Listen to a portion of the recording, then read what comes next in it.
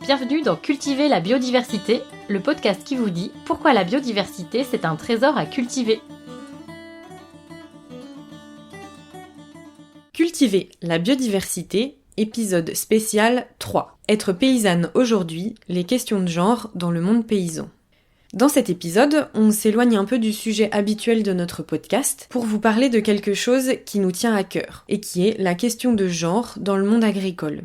Dans notre parcours, on a toutes les deux pu constater que les inégalités de genre sont présentes aussi dans le monde agricole. Si on prend un exemple, on a souvent constaté qu'on retrouve assez peu de femmes dans les instances politiques des organisations agricoles, donc dans les conseils d'administration par exemple, mais on constate qu'il y a beaucoup de femmes qui sont animatrices de ces organisations, donc plutôt dans un rôle de facilitation. Et ça nous a marqué. Cet épisode a été enregistré à l'occasion de la Fête du Champ à l'assiette, organisée à Rennes le 9 septembre 2023 par la Basse-Cour. On a enregistré la table ronde qui était organisée sur le sujet, mais on a aussi voulu interroger les visiteurs et visiteuses de la fête pour avoir leur avis. Donc ce que vous allez entendre, c'est un croisement de témoignages des paysannes de la table ronde et puis de citoyens et de citoyennes de passage à la fête.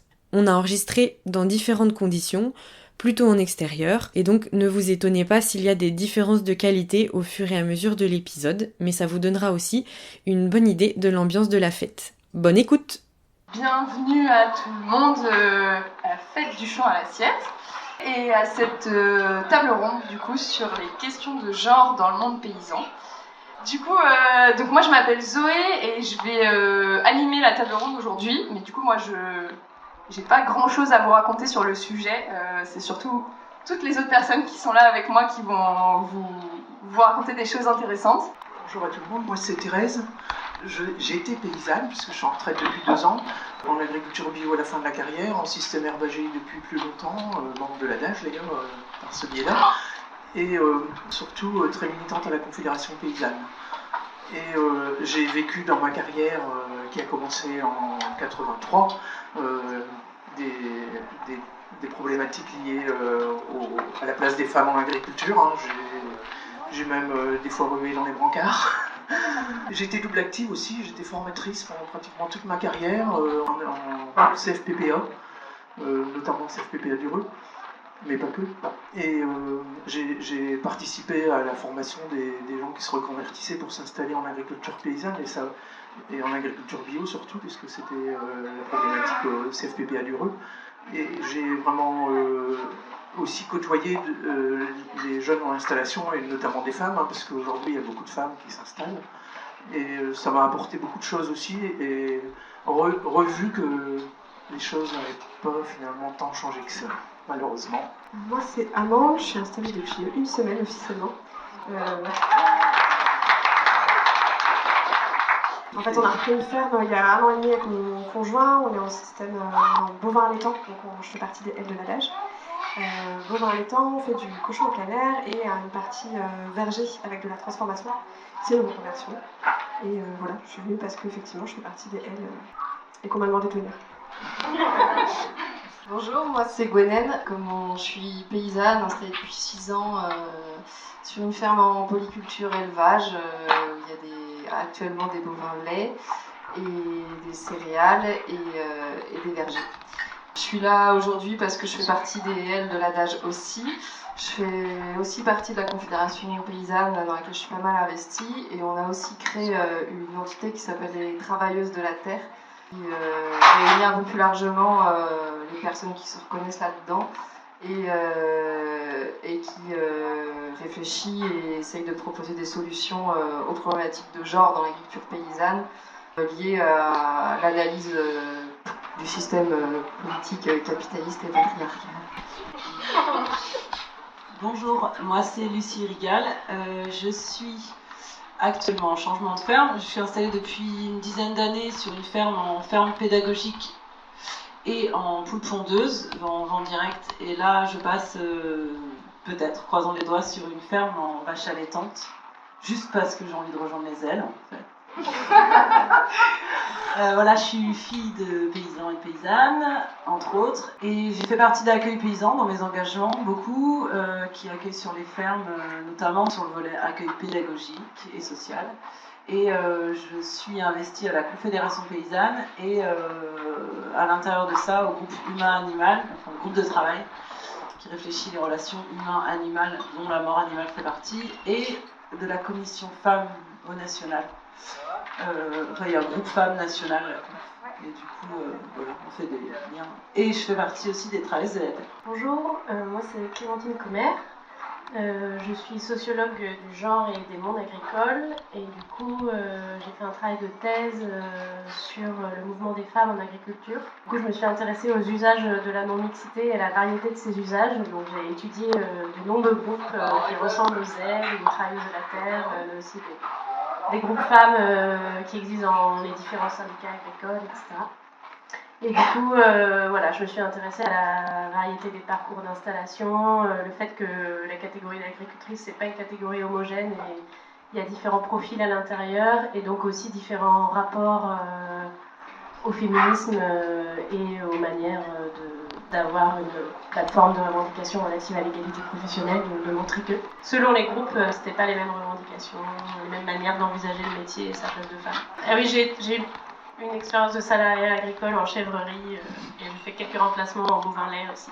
Voilà, j'aime bien les vaches. Quand on interrogeait les visiteurs et les visiteuses de la fête du champ à l'assiette, on commençait par leur demander si ils ou elles avaient une idée du pourcentage de femmes qui sont en responsabilité sur une ferme. En responsabilité, ça veut dire qu'elles sont soit chefs d'exploitation, soit associées légalement. Ah, j'espère que ça a progressé, je dirais 40-60. 40 femmes, 60 hommes ? Oui. Je crois que c'est très faible. 10%? Je dirais 5, il me semble qu'il y en a assez peu malheureusement. Je crois. Ouais, peut-être, allez, 10% maximum et encore, je suis pas sûr. Allez, 20. Un peu plus généreuse, moi. C'est combien en vrai ? 70% de l'alimentation dans le monde est faite par des femmes. Et en France, un tiers des travailleurs et travailleuses de l'agriculture sont des femmes. Donc tout statut confondu, c'est-à-dire chef d'exploitation, mais aussi salarié agricole. Déclaré à la MSA, quoi. Et un quart des exploitations sont dirigées par des femmes. Mais avant d'en arriver à ces chiffres, il faut savoir que jusqu'à une période relativement récente, la plupart des femmes qui travaillaient en agriculture n'avaient pas de statut. Ce qui est énormément cliché, c'est que jusqu'à assez récemment, mine de rien, dans l'histoire, c'était que les femmes conjoints collaborateurs du coup, ne cotisaient pas à la retraite, par exemple, ou étaient pour la société femmes au foyer, alors que elles faisaient un travail d'homme, si on peut, genre les choses comme ça. Et du coup, ça, c'est extrêmement cliché de pas reconnaître ce travail-là parce que genre féminin et femme d'eux. Oui, en fait, j'ai ma maman qui aujourd'hui a 92 ans, qui était en ferme. Et en fait, au départ, il y avait que les hommes qui avaient le droit au chéquier. Alors elle a dit, moi je veux bien travailler, mais si j'ai pas le droit au chéquier, ça ne marchera pas. Comme quoi la femme avait le droit de travailler, mais n'avait pas le droit de toucher à l'argent, ni de percevoir un salaire. C'était du bénévolat. On ne demandait jamais l'avis à la femme, c'était toujours l'homme qui décidait en fait. Si un marchand de bestiaux arrivait pour acheter une bête, il n'allait pas voir la femme, il allait voir le gars, quoi. À l'époque de mes parents, c'était l'homme au champ et la femme à la table et à traire les vaches, quoi. Voilà. Ah, parce que souvent, on a le cliché de la femme d'agriculteur qui se fait pas rémunérer, puis qui aide, voilà. Mais ça tend à évoluer. Jusque dans les années 80, les femmes n'avaient un statut qu'en vertu de leur situation matrimoniale. Donc c'est parce qu'elles étaient épouses d'eux qu'elles avaient des droits à la sécurité sociale, mais en tant qu'épouses, donc pas en tant que travailleuses reconnues individuellement. Mais le problème de la cotisation, c'est qu'il y avait, il y a quand même aussi un peu une aversion à la cotisation dans le milieu agricole. Voilà, c'est payer pour avoir des droits sociaux, c'était pas dans les mentalités, et ça reste encore le nerf de la guerre. Donc un agriculteur déjà payé pour lui-même, bon, ça commençait à passer, mais alors payer pour sa femme, non. Enfin, je veux dire, s'il y avait des investissements prioritaires à faire, c'était la mécanisation, etc. Mais c'était surtout pas cotiser pour que madame ait des droits sociaux, une retraite complémentaire, etc. Et dans le métier de paysan, c'était vraiment géré, même si je l'ai dit et je le redis, je le redirai peut-être encore une fois, les femmes étaient là, mais elles étaient invisibles, et c'était doublement invisible. Elles étaient invisibles de l'extérieur, mais aussi invisibles à l'intérieur. Il n'y avait rien qui était organisé pour elles, et elles se taisaient. En fait, l'histoire des retraites, là, les femmes étaient d'accord avec leur mari pour pas cotiser pour elles, parce que elles avaient compris que ça coûtait trop cher à l'exploitation et qu'il valait mieux utiliser l'argent ailleurs. Donc c'était vraiment un consensus, y compris des femmes. Une petite anecdote. Il y a 30 ans, on a voulu créer un groupe, on faisait la comptabilité avec, à la main, quand j'ai démarré, à la main, et puis l'informatique est arrivée, et on était dans une association et ça se passait pas bien. On a voulu créer notre groupe de compteurs avec nos logiciels différents les unes et les autres. C'était un groupe de 5 femmes, dans notre CUMA. D'hommes donc. Hein. Et j'ai dit à mon mari, qui était administrateur, qui était même au bureau, est-ce qu'on pourrait envisager d'acheter du matériel ? À l'époque, on n'avait pas chacun notre ordinateur chez nous, hein, c'était dans les années 80, vous voyez, c'était le début. Hein.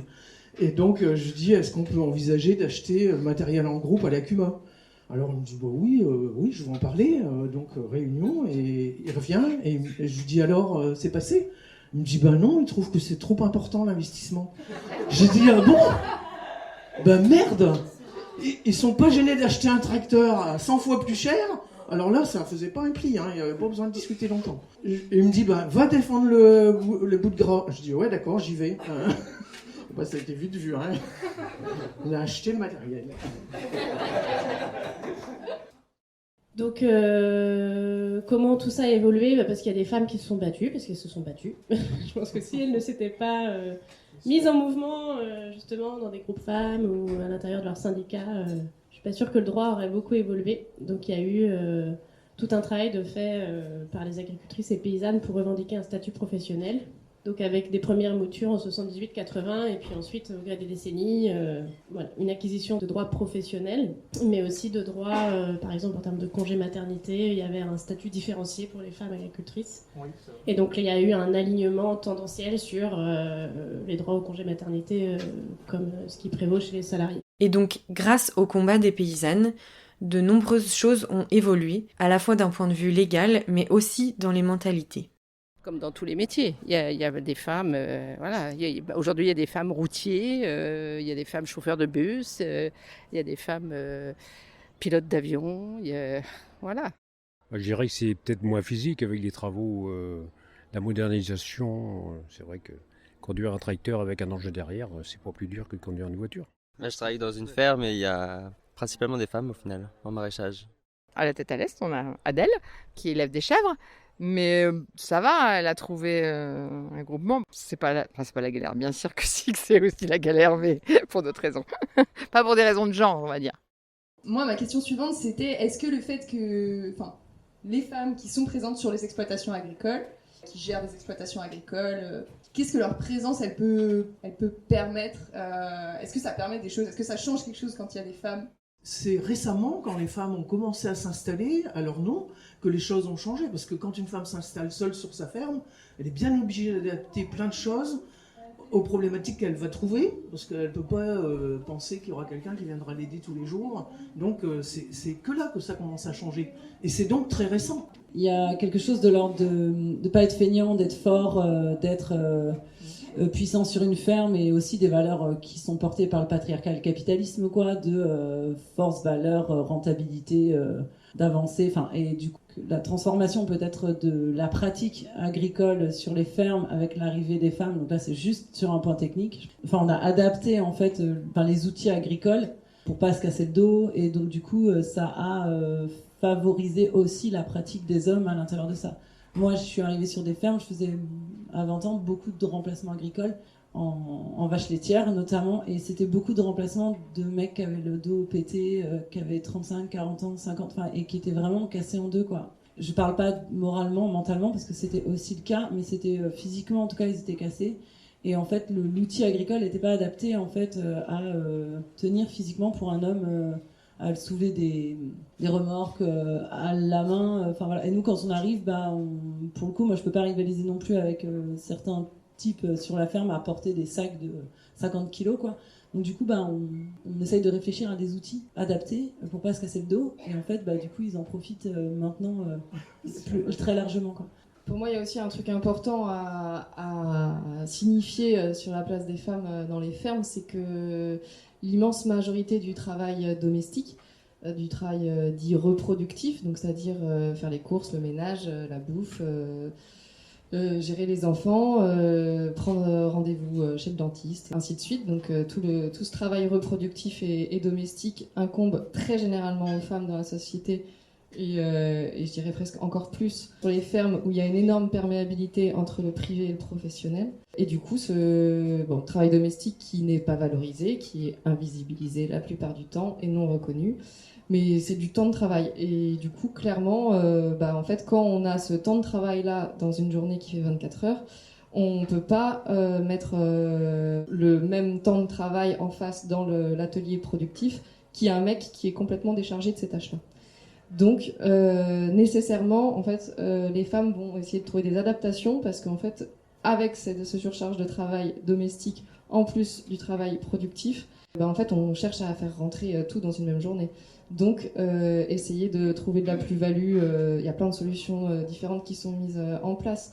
Mais souvent, c'est trouver de la plus-value via des labels type bio, via de la vente directe. Ça va être d'adapter, faire un investissement pour que la traite, au lieu d'y passer 1h30, on n'y passe que 1 heure, et ainsi de suite, pour juste faire rentrer toutes les heures de travail dans la journée. Voilà.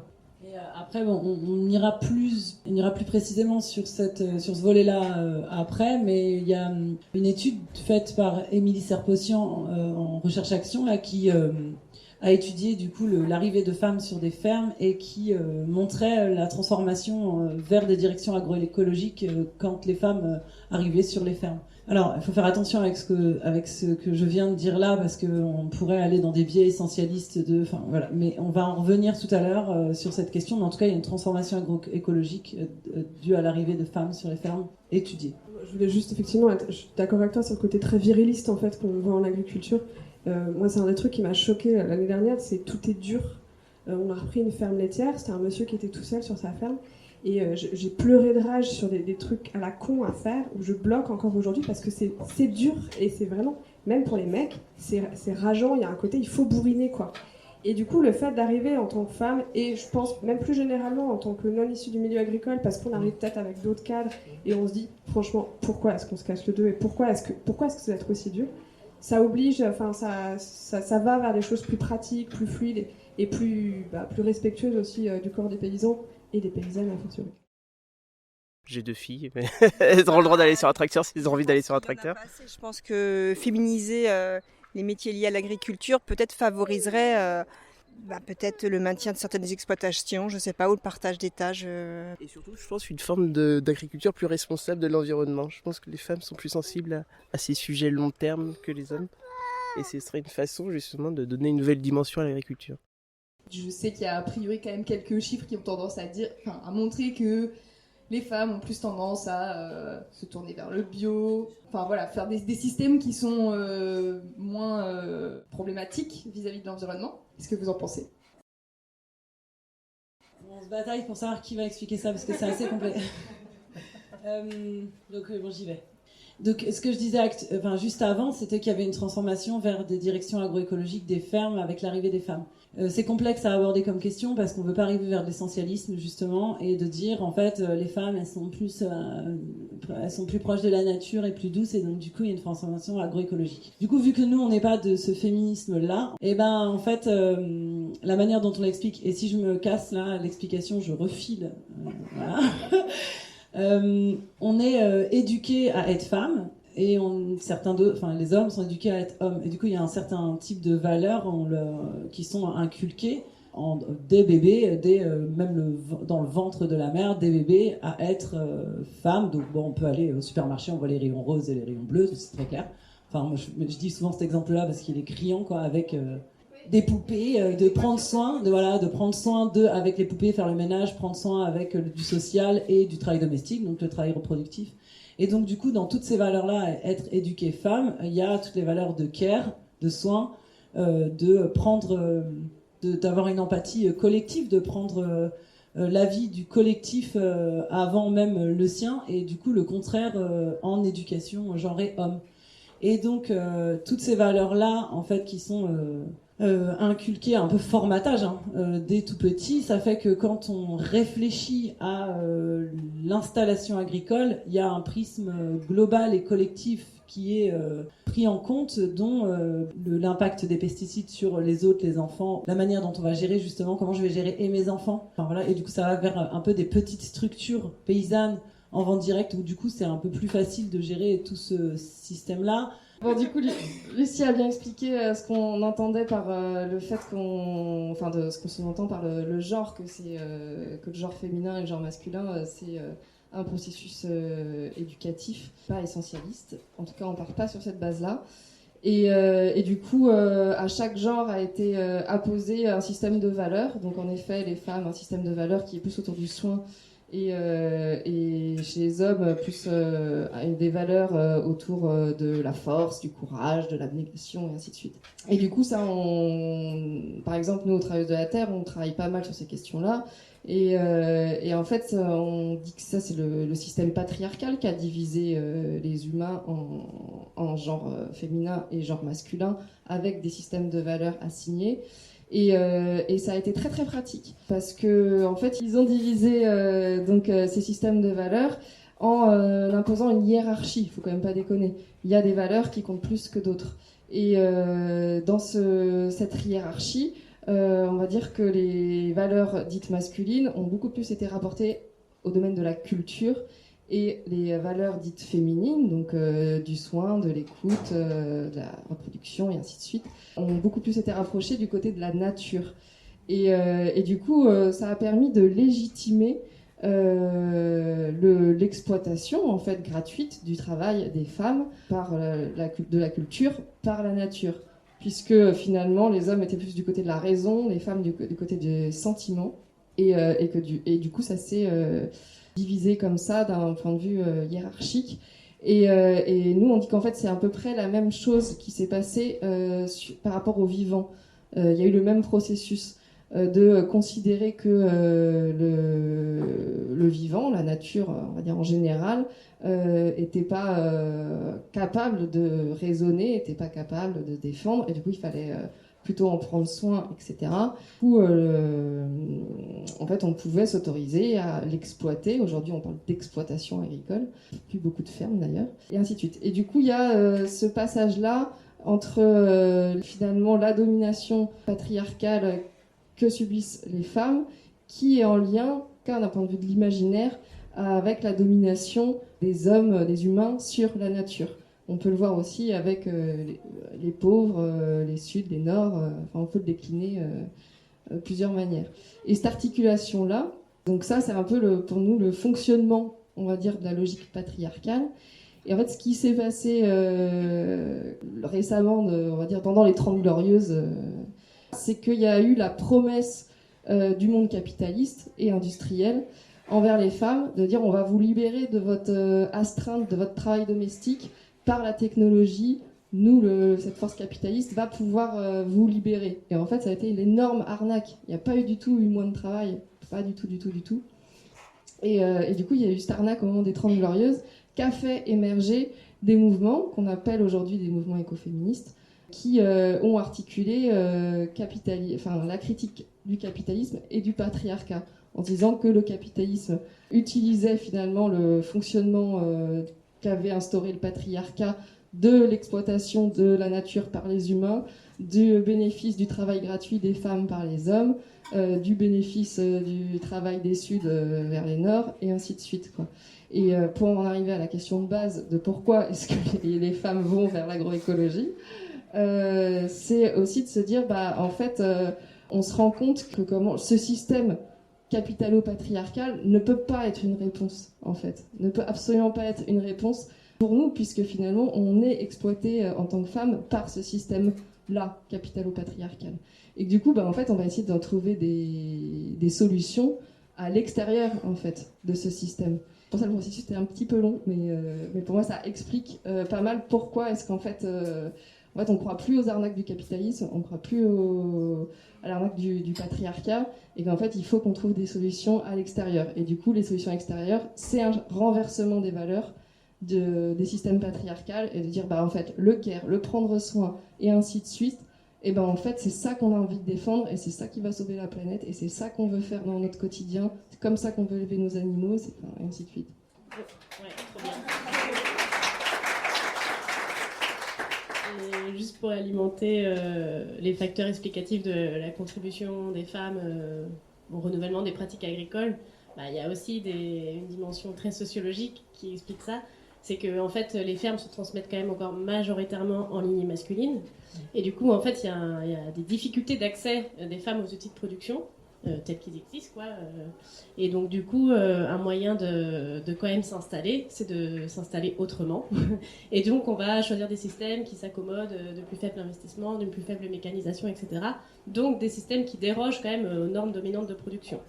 Donc ça, c'est un premier facteur d'explication. Et le deuxième, c'est qu'en fait, ce qu'on voit aussi dans les parcours des femmes, notamment les nouvelles installations, c'est qu'on a des... En fait, le genre, il n'est pas explicatif de tout. Le genre, faut le corréler à d'autres dimensions sociales, notamment les parcours scolaires, les trajectoires sociales, etc. Et on voit que les femmes qui s'installent aujourd'hui, par exemple, elles ont des niveaux de diplôme relativement élevés. En tout cas, elles cumulent des savoir-faire certifiés agricoles, mais aussi non agricoles.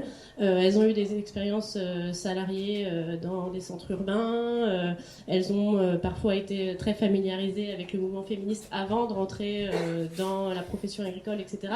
Donc elles importent aussi... des représentations sociales, un système de valeurs, des enjeux de définition féministe de leur métier, une conception du travail aussi comme une dimension d'engagement politique qui contribue aussi à se poser des questions sur comment on pratique le métier et comment on peut faire autrement. Et donc tout ça, ça renouvelle les pratiques. Ouais, parce que par ailleurs, on s'arme de beaucoup plus de diplômes pour s'installer et de beaucoup plus d'expérience. On s'installe beaucoup plus tard. Il y a presque 10 ans d'écart entre l'installation des hommes et des femmes. Il y a un truc où la légitimité à être capable d'eux est moindre. Et donc, il y a une réflexion et une expérience qui est plus importante chez les femmes à l'installation. Et donc, plus tu pratiques et tu réfléchis, plus tu vas vers des systèmes bio et... Non. Non, je rigole. Oui, c'est ce que je pense. Oui, il y a un effet stratégie un peu aussi, où effectivement on a du mal à avoir une place, surtout quand on n'est pas issu du milieu, dans un milieu classique conventionnel. Enfin, aller s'intégrer dans le milieu agricole classique, aller à la CUMA, fréquenter en fait ce milieu, c'est ça, très masculin, il n'est pas forcément facile, on a du mal à y trouver notre place. Et du coup, des fois, c'est aussi une stratégie pour trouver sa place, il faut la faire et inventer d'autres choses. Et du coup, effectivement, aller davantage vers de la vente directe, vers des systèmes bio, vers des systèmes nouveaux, en fait, vers l'innovation, pour pouvoir, en fait, faire notre place à nous, et pas juste aller jouer des coudes dans les réunions de la CUMA.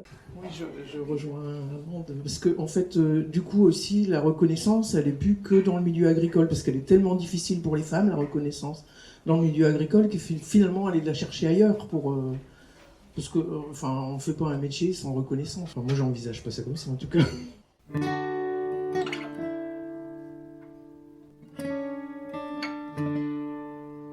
Malgré les évolutions, on l'a vu, les inégalités subsistent. Construction sociale, carrière construite au masculin, inégalités dans le travail reproductif, et ces inégalités sont souvent invisibilisées ou décrédibilisées quand les femmes et les minorités de genre les verbalisent. Alors pendant la fête du champ à l'assiette, on a demandé aux gens si voir une femme sur un tracteur, ça les choquait.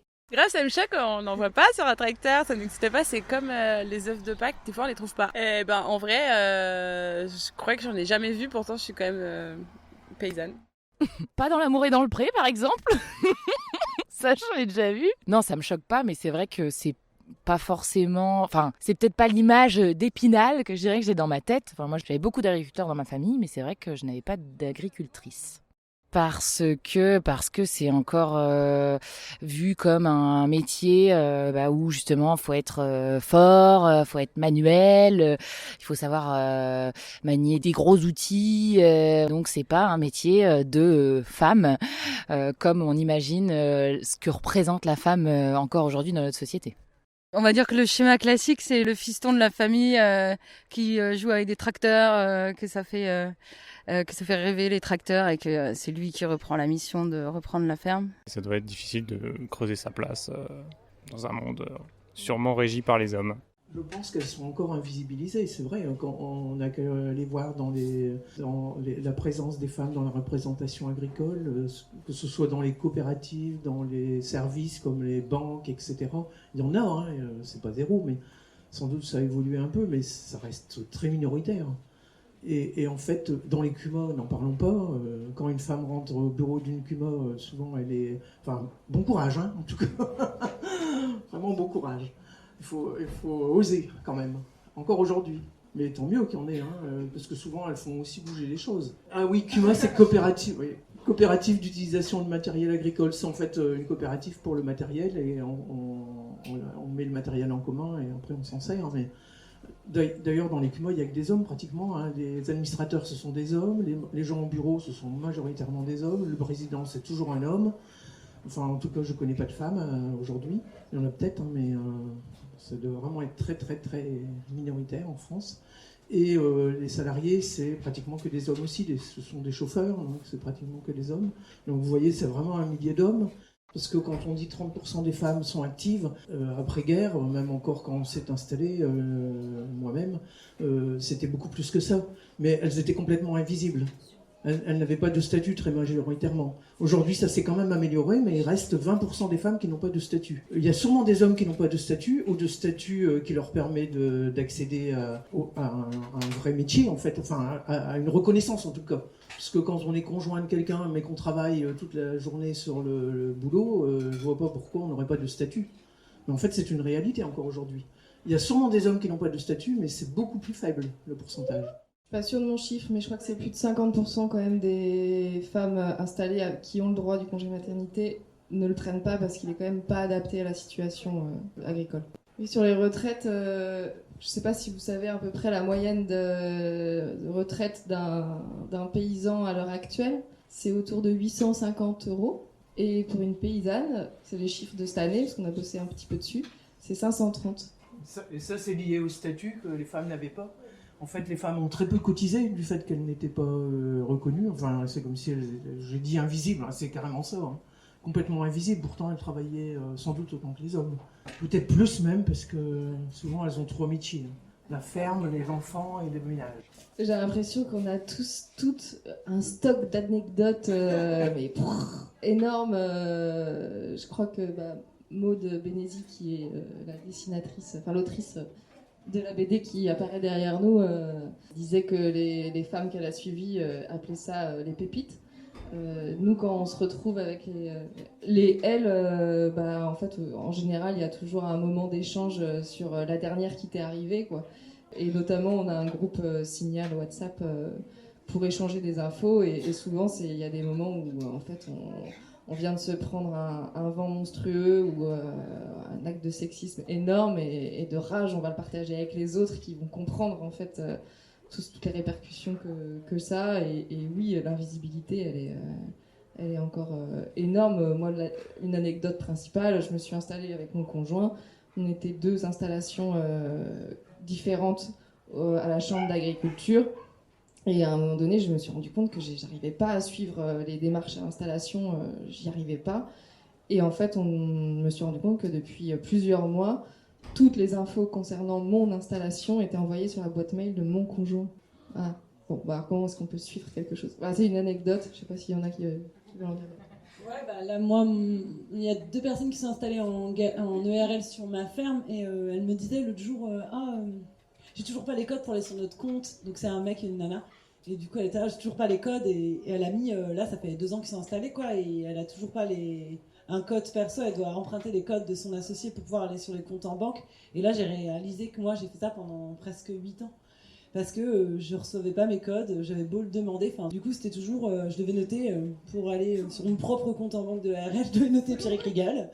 Et du coup, on a acté, en fait, nous on vit, on a que des mecs pro-féministes là avec nous à s'installer, à vivre, etc. Et donc du coup, on essaie de transformer collectivement un peu nos fermes.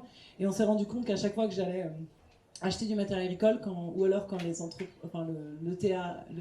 de travaux agricoles arrivait sur la ferme, les chauffeurs, ils s'adressaient, s'il y avait mon frère et moi, ils s'adressaient que à mon frère.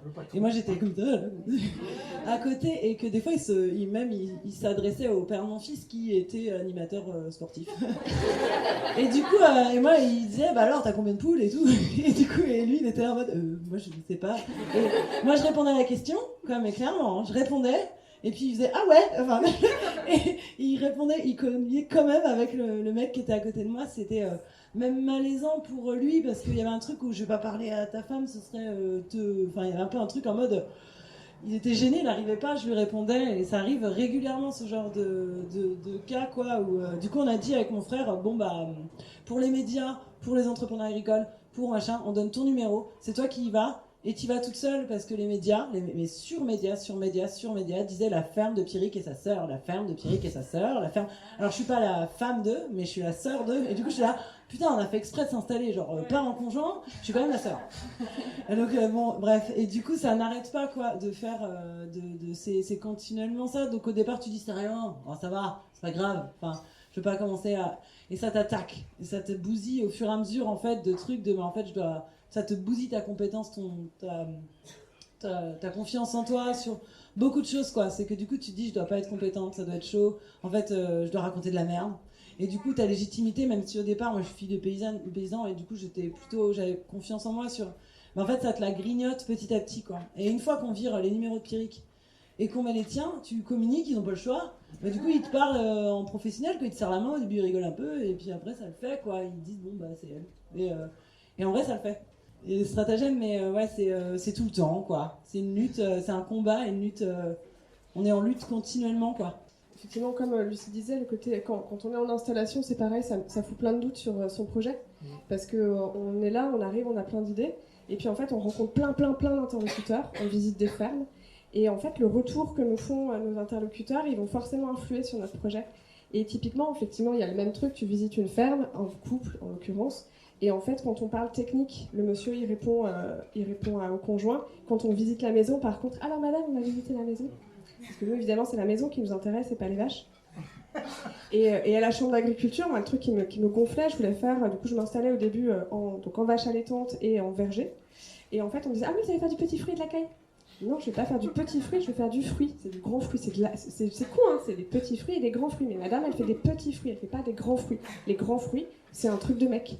Et alors les vaches, on n'en parle même pas, effectivement, les femmes qui veulent s'installer seules en vaches, en élevage bovin, parce que les femmes, c'est pour les caprins, c'est les moutons, c'est les chèvres, c'est mignon. Et les grosses vaches, c'est un truc de mec. Heureusement, il y en a de plus en plus, effectivement, qui arrivent à s'installer, mais qui racontent aussi les galères avec les banquiers. Parce qu'elle va pas y arriver. Comment est-ce qu'elle va faire pour un vélage ? On n'a pas le bras assez long, ou on va pas savoir contentionner les vaches. Parce qu'on est petite, fragile et mimi, et qu'on n'est pas censé faire ça. Et en fait, c'est vrai que ça finit par grignoter notre confiance en nous, et heureusement qu'il y a des groupes, effectivement, où on se dit, bon, en fait, il y en a qui y arrivent, donc moi aussi je peux le faire, et c'est pas parce que, voilà, il y a des solutions, on peut s'aider, on va se donner des tuyaux, et on va finir par... Mais faut pas se laisser bouffer. Si vous avez votre projet, vous tenez bon jusqu'au bout, même si on vous dit que vous allez faire des pommes et des moutons.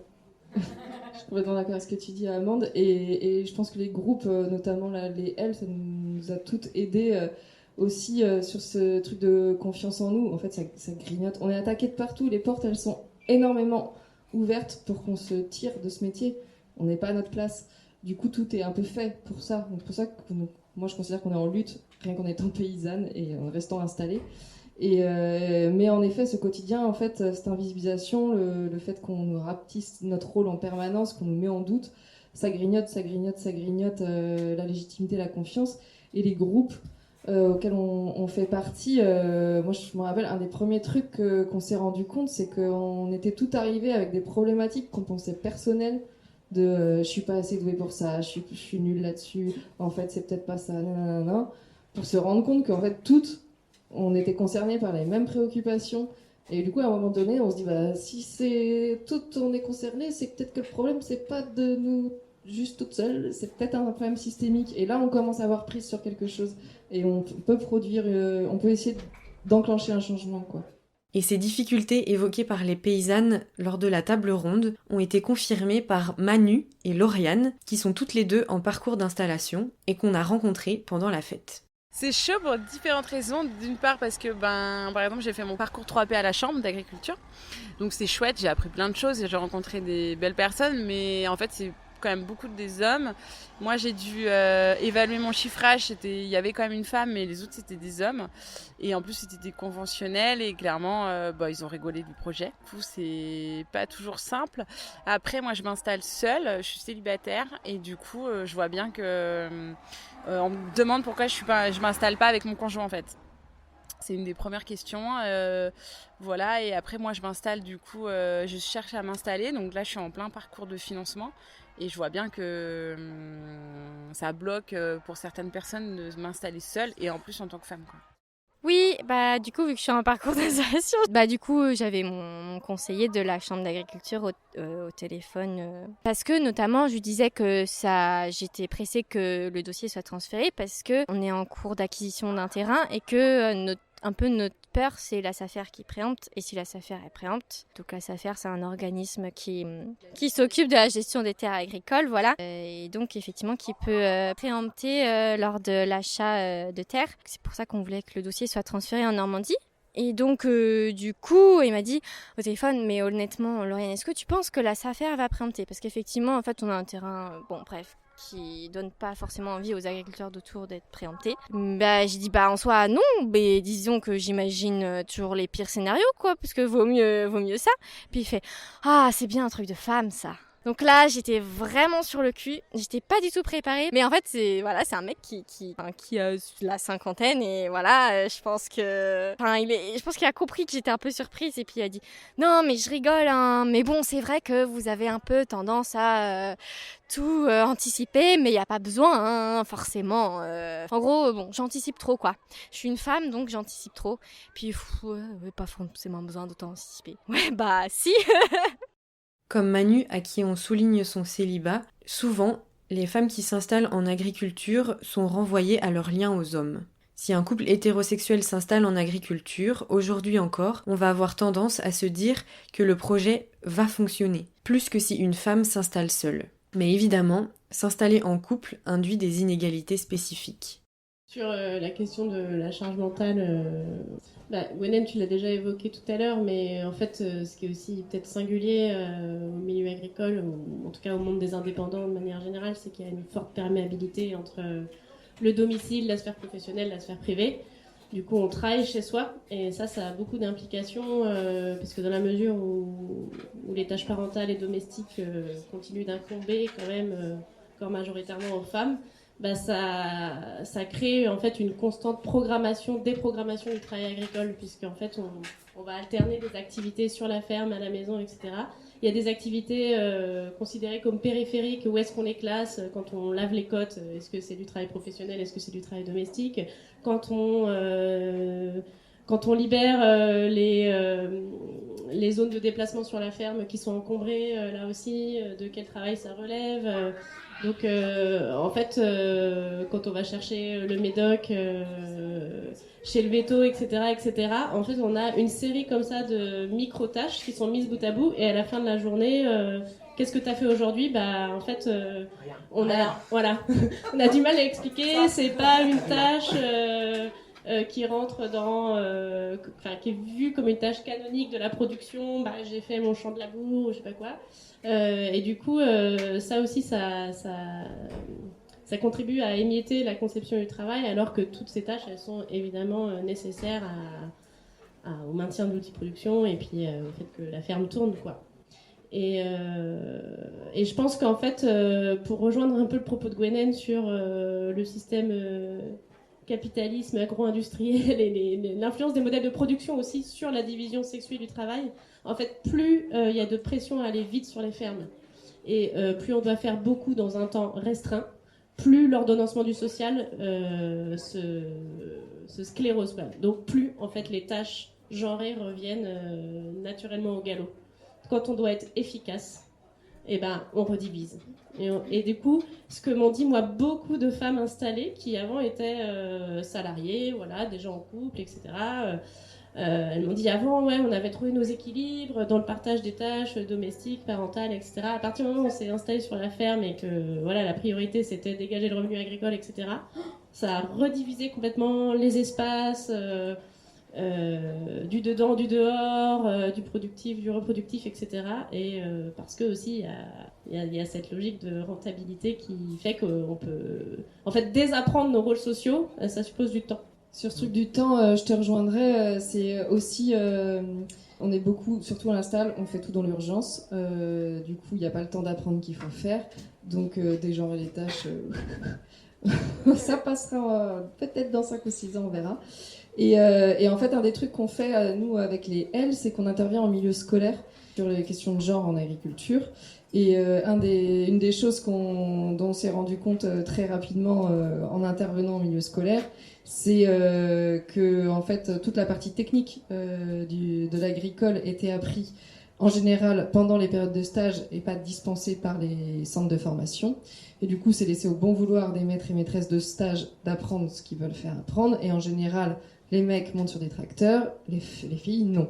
Très majoritairement. Il y a des exceptions, heureusement. Peut-être ça a évolué un peu, c'est cool. Du coup, ça fait, et on l'a fait remonter, et il y a des choses qui avancent aussi dans les centres de formation. Du coup, on a posé le constat que, en fait, à diplôme égal, les compétences acquises étaient inégales, hommes et femmes, déjà. Du coup, sachant que c'est pas proposé par la formation, sachant qu'en général, dans la transmission familiale, on apprend en général plus aux petits garçons à bricoler qu'aux petites filles, ça fait qu'on arrive à l'installation avec une différence de compétences techniques qui est évidemment là.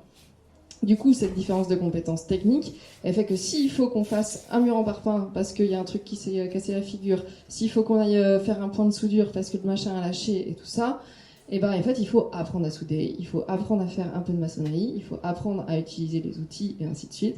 Et du coup, ça demande du temps. Et vu qu'on est sous pression en permanence de rentabilité, parce qu'on est dans un système de productivité, même en essayant d'être le plus alternatif possible en termes d'agriculture, on est soumis à cette pression-là. Et en fait, le temps, on a beaucoup de mal à le dégager pour se former et le réclamer. C'est compliqué aussi au sein des collectifs de travail, que ce soit en couple ou non en couple, de dire, en fait, là, il faut qu'on pose en priorité, alors qu'il y a le foin, alors qu'il y a machin. Non, il faut qu'on prenne une demi-journée pour que tu m'apprennes à souder, parce qu'en fait, sinon, je pourrais jamais m'autonomiser, et puis on va continuer comme ça et comme ça. En fait, c'est hyper compliqué de revendiquer ces temps et ces espaces de formation-là. Il y avait ça, et c'est vrai que nous, souvent, c'est un truc qu'on essaye d'en parler de plus en plus par rapport à la travail domestique, travail productif. C'est de pas parler de temps de travail, mais parler de temps de loisirs disponibles, en fait.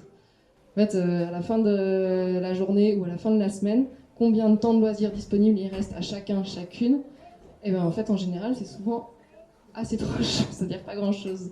Et du coup, ça permet aussi de visibiliser le fait que le travail domestique fait partie du travail, quoi. Voilà, je voulais appuyer aussi avec on n'apprend pas la même chose en tant qu'enfant de paysans, hommes et femmes. Mon frère est arrivé avec plus de compétences techniques, quoi, très clairement, et moi, de soins aux animaux, biberonnage. Après, exactement ce qu'elle dit, j'étais foutue sur le biberonnage et les choses comme ça, salariat, stage, nanana. Et après coup, en plus avec les grossesses ou la grossesse, et ben du coup, tu peux plus, t'as interdiction de faire du tracteur, des outils techniques, des outils de tronçonneuse et tout. Donc, et après t'allaites ou machin. Et du coup, tu te refous une rafle de 2 ans par enfant. Tu dois faire de la compta, de la vente et les trucs qui permettent de pas mettre en danger l'enfant qui est dans ton ventre, quoi. Et donc, du coup, tu perds en compétences techniques, tu t'as pas le temps d'apprendre ce truc-là. Et donc, le travail se genre sur la ferme. On a aussi demandé à Manu si, pour elle, s'installer en tant que personne queer pouvait avoir un impact sur son activité agricole.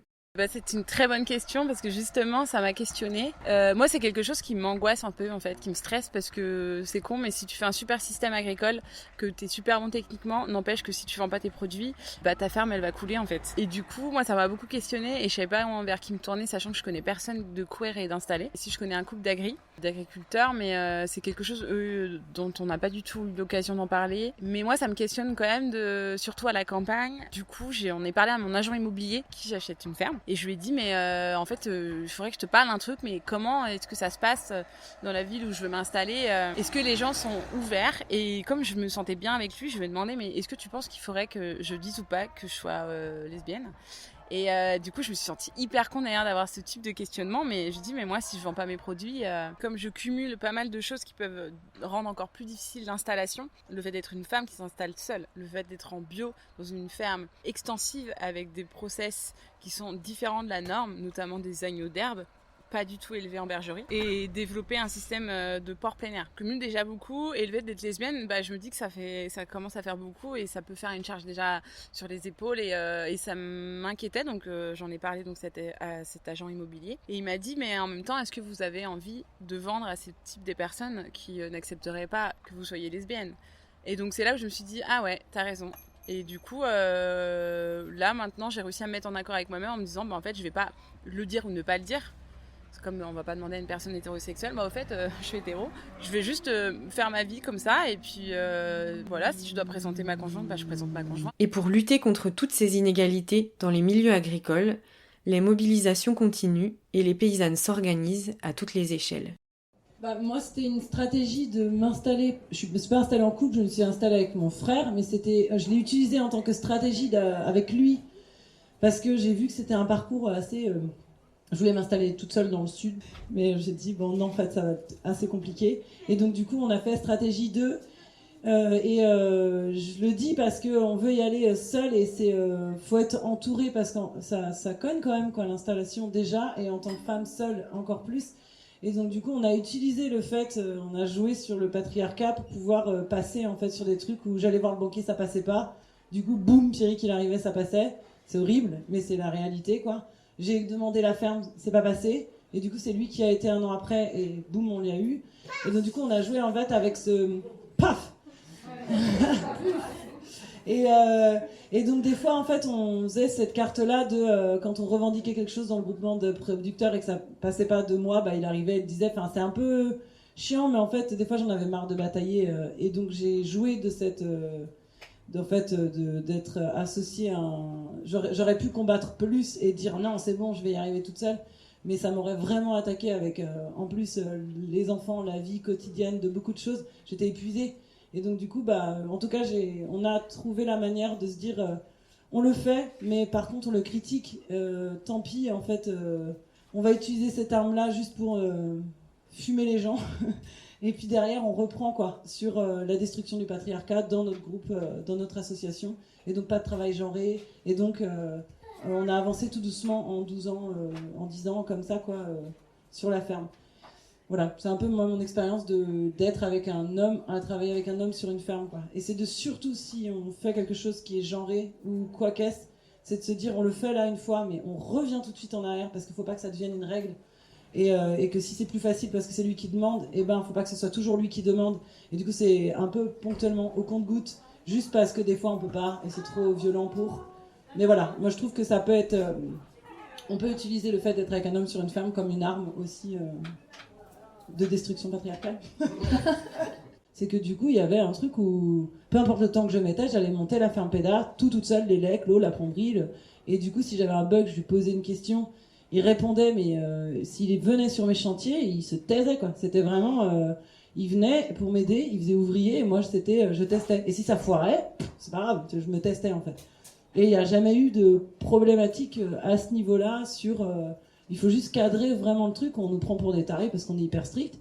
Mais en fait, ça marche vraiment bien de tout carrer et de dire non, que dalle. En fait, toi, tu gères ton truc, moi, c'est le mien, je prends le temps que je veux et je gère ma technique seule, Une fois, on me demandait c'était quoi le conseil qu'on pouvait donner effectivement avant l'installation. Et il y a l'atelier paysan qui fait une formation, je crois, de 2 ou 3 mois sur les questions techniques assez générales avant l'installation. Et c'est vraiment quelque chose que je conseille aux nanas parce qu'effectivement, ça permet d'aller, avant de s'installer, d'aller apprendre de la soudure, à faire de la charpente, à faire, je sais pas ce qu'on fait, de l'électricité.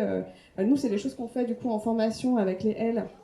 Mais on a 1 journée par-ci, 2 journées par-là. Donc c'est vrai qu'on se donne de la confiance, mais on va pas très loin quand même dans nos chantiers. Alors que là, ça permet de se dire, j'ai ça à rattraper dans mes compétences. C'est vraiment des compétences agricoles, en fait, dont on parle pas vraiment dans nos formations, mais en fait, on en a besoin tout le temps.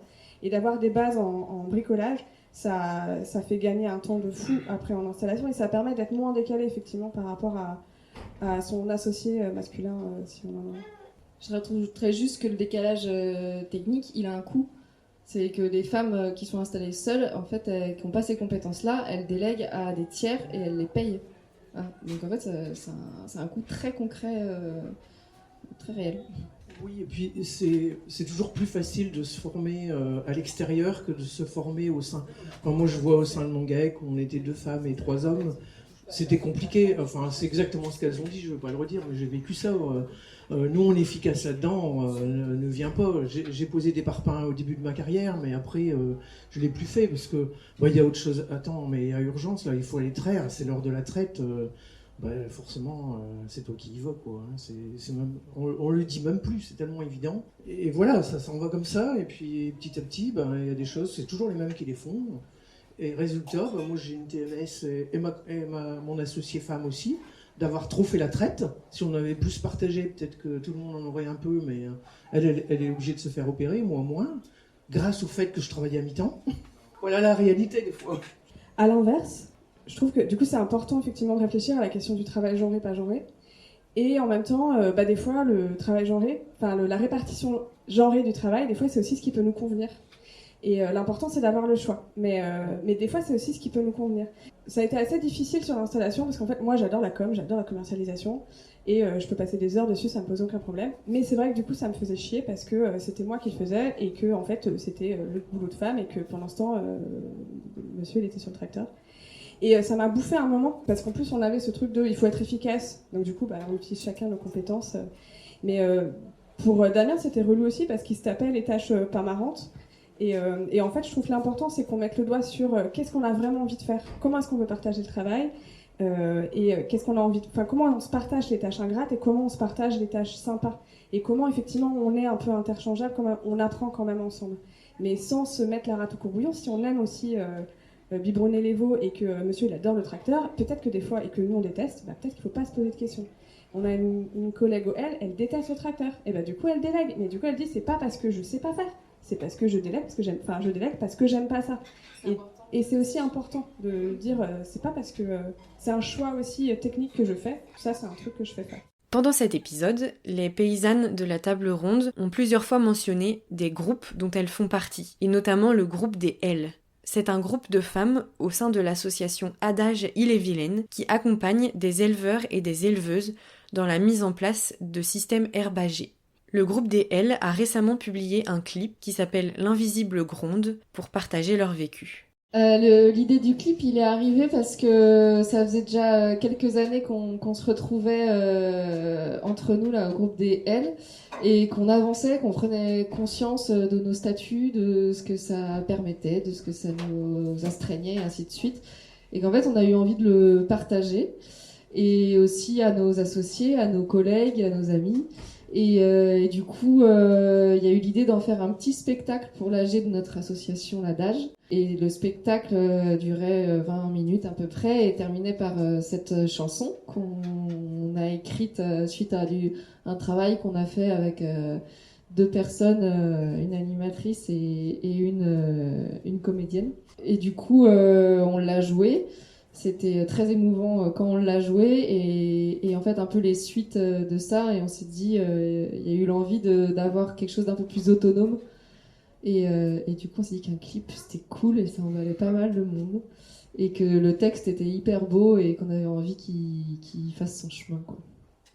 Ouais, j'avais juste envie de rappeler quelque chose aussi, c'est que la situation des femmes en agriculture c'est quelque chose de particulier parce que on est en campagne, on est isolé, et les femmes, elles sont réparties sur le territoire, mais elles sont pas en ville, en groupe, avec des groupes affinitaires. Elles sont pas entourées forcément d'une bande de copines au plus large, autour de chez elles. Nous, en Ille-et-Vilaine, on est plein parce qu'on est un département très peuplé, et que nous, on est une grosse vague aussi de militantes, anarchistes et féministes à s'être installées en agriculture. Donc du coup, on a quand même un département particulièrement abondant en termes de meufs des terres, quoi. Mais les retours en fait des femmes en France qu'on a à la Confédération paysanne, entre autres, c'est que, et même pas que, quoi, c'est que en fait elles sont seules, isolées, sur leur ferme, elles ont que leur mec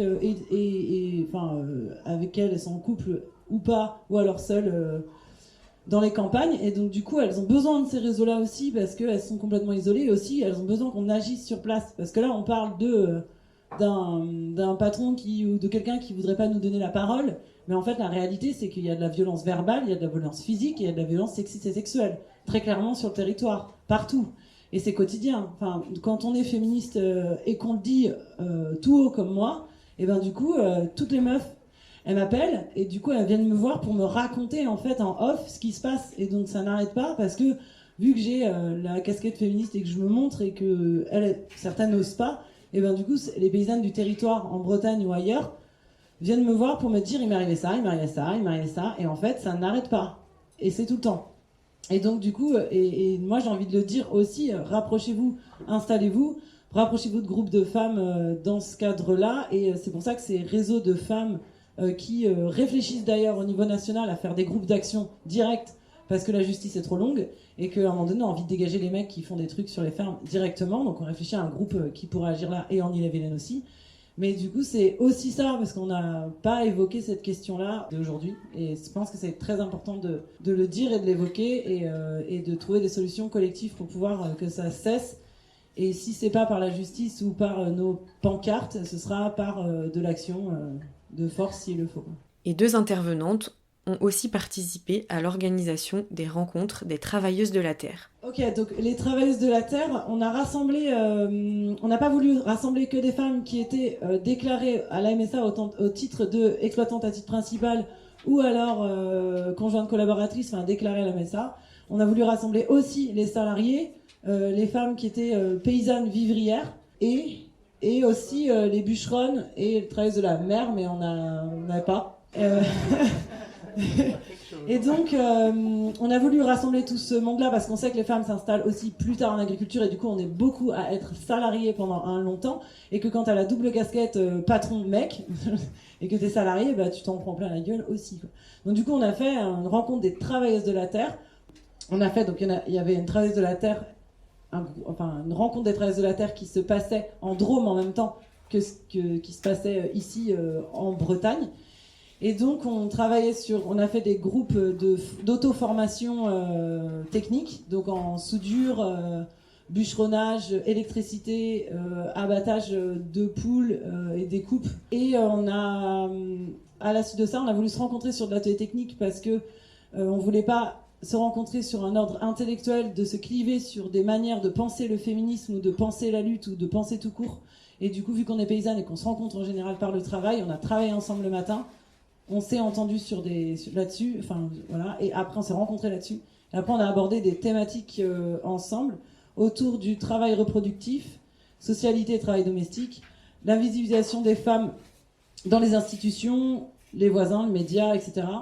Vers une agriculture familiale non hétéronormative, comment partir d'un modèle de solidarité familiale paysan pour aller vers un modèle de solidarité en collectif ou sur un territoire. Place des femmes dans les luttes paysannes. Comment envahir les espaces, réappropriation des savoirs techniques, donc ça c'est ce qu'on a fait le matin, et on a réfléchi à ça aussi théoriquement, la place et rapport de notre corps dans le travail, le rendement en exploitation, où nous situons-nous dans l'agriculture paysanne respectueuse du vivant et des animaux. On a repensé en fait le système de rentabilité à l'intérieur de ça. La grande thématique qu'on pose là aussi, c'est justement cette agriculture non hétéronormative, parce qu'on a envie de recréer des systèmes d'agriculture familiale, mais non basés autour du travail genré et de familles hétéros, de grands-parents à petits-enfants, parce que c'est plus comme ça qu'on se réinstalle, et c'est dire comment on fait des solidarités sur les territoires. Mais du coup, donc les rencontres des travailleuses de la terre, ça a eu lieu à l'automne dernier, et il y en aura d'autres ? Ouais, on espère. Ok. J'avais juste envie de rajouter qu'on vous a listé tout ce qui est dur dans le milieu agricole, et je trouve ça un peu plombant, mais moi je suis pas du tout le genre sacrificiel comme meuf. Enfin, si c'était dur, je me serais barrée depuis longtemps, clairement. Mais et donc la réalité, c'est qu'avec nos groupes là de mecs, de meufs sur le territoire, on défonce très clairement dans la pratique le capitalisme et le patriarcat, et c'est génial et ça marche. C'est que du coup, on est bien sur nos fermes, on se marre tout le temps, et dès que quelqu'un nous fait chier, on se met en action. Donc ça fonctionne vraiment, et on est super heureuse avec nos animaux sur nos territoires. C'est vraiment chouette, ça veut dire en fait que ce qu'on dit, c'est pas déconnant, c'est super. Voilà. Trop bien.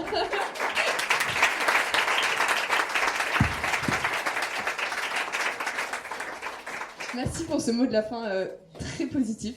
Voilà, merci beaucoup à toutes nos intervenantes.